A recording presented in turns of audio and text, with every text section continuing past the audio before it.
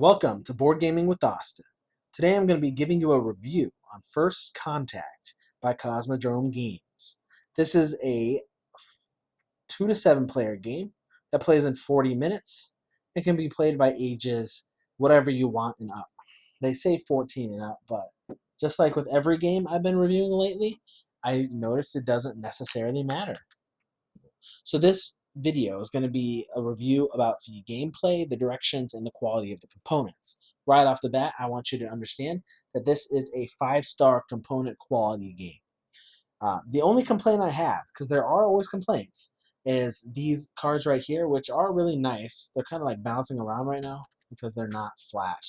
But that wasn't the complaint. The complaint was they're very hard to shuffle in a card shuffler. The good news is you actually don't really have to shuffle these. This game company, Cosmodrome Games, really thought through everything to make it as easy as possible for you. So there's actually a random pitcher on both sides of each card.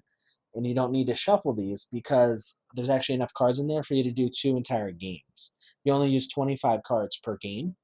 So you get one crappy shuffle in, and then you start the game, and there's enough variability there for you to do 2 games and not be, short on what to do.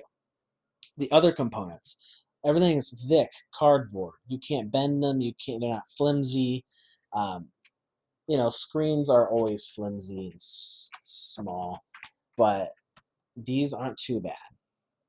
Just to show you, if you want to understand the true quality of this game, you just need to look at the markers. You're familiar with these markers. They're markers you see every day, except these have a little wedge eraser. Well, these, they actually labeled them with, I hope you can see that, with like hieroglyphics, just to give you more vibe of the game and the point of the game. And then, like I said, with the cards, they add extra stuff for you, so you don't have to go, try too hard to change it up and make it, everything more variable. So they actually give you these. So everything on this right side is pretty much for the aliens, and everything in the yellow is for the Earthlings. So like this right here is an example of an alien symbols card. So you see the alien symbols, and then you see all the words. So like this is the symbol for alive. Well, if you flip that over even, now this is the symbol for alive. And the reason is it actually changes up the symbols that you're using when you're trying to speak to humans, and people aren't able to guess what symbols they are. Because if you get 4 different cards, you have 1 in 4 chance of guessing what symbol it is if you start to remember the symbols. That's the same with the human cards as well, though that's not that necessary. This is a little offers card because it's all about you offering different resources to the aliens, and then the aliens deciding whether that's the right resource that they needed or not. And I'll get to that. Directions are a really low number.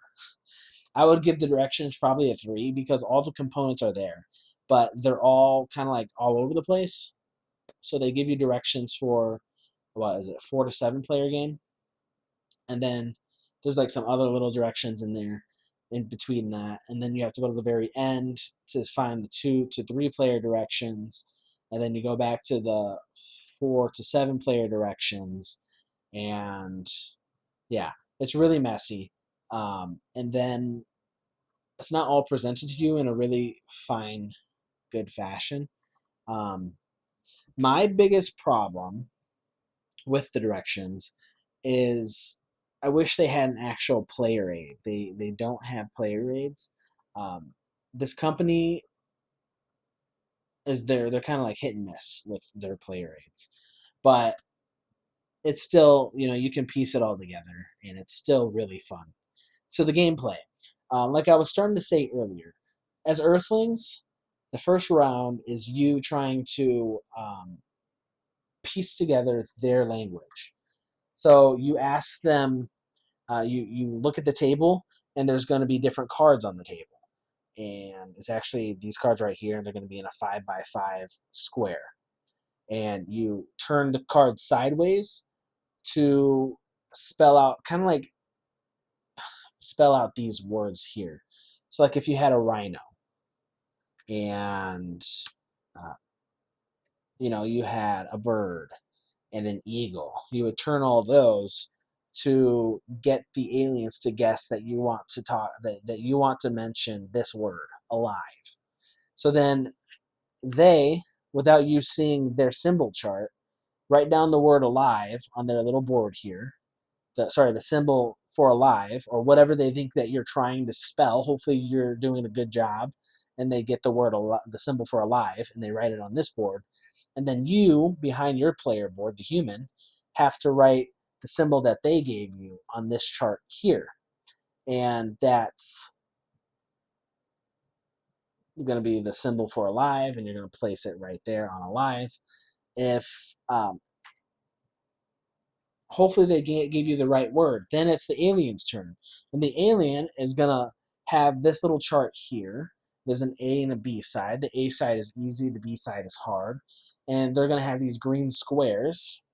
And you actually place this on this stand here because, again, there's literally so many ways to change this up. You could have it like this, so that you need this item on the board, and this item, and this item, and this item. All these green squares. So this is a 5x5 square. If you didn't notice, those all relate to an item on the table. So when it's standing up like this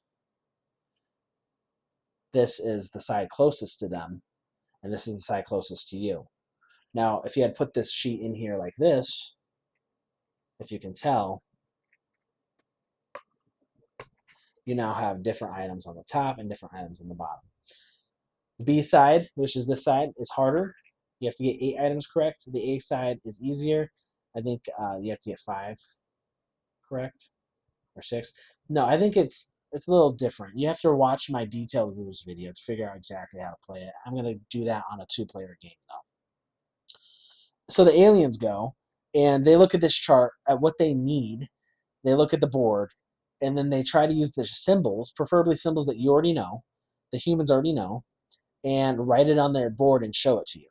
Then you, as the human, have to look at the table and guess which items they're talking about. The aliens don't actually touch the items on the table, only the humans do. And if they guessed it right, the humans guessed it right, then the aliens put one of these tokens on the item and give these favors. They call them something else, but give these favors to the humans for, like, thank you for giving me those items. You're symbolizing like the humans are giving the items to the aliens. Gameplay, I give a 5. It's really fun, but I would stress that you need to play as an alien and a human. Because if I had just played as a human and I didn't play this game again, or I didn't play as an alien, I would probably give this game a 1 for gameplay. Because personally, I only play 2-player. So with the other person I played with, the combination didn't go good with me being a human and them being an alien. I think we got 2 of the things correct guessed before the end of the game, because you're limited with a 2-player game to rounds. When I was the alien and they were the human, we got all 8 in the 9 rounds that we were given, which means we got 1 every single round at least. And 5-star. It was great. Good fun. So yeah, that's my opinion on the game. It's really fun. It's very, there's a lot of variety. You can play up to 7 players. They call it a party game, but I was really worried at first. I didn't know if it was going to be good for just a 2-player game, because it was a party game. Usually party games aren't good as 2-player games, especially if they give you special rules for it. But I noticed they limit you to 9 rounds on a 2-player game, and then you have to pretty much just guess at least 1 every round. You don't have to. You can guess once. What the humans need to guess what the aliens want, and that's how you win. The game ends when the aliens get everything that they want, or it's the end of the round, pretty much. There's, I think, one other way, but that's pretty much it. And yeah, I would recommend it. It was fun. Thank you.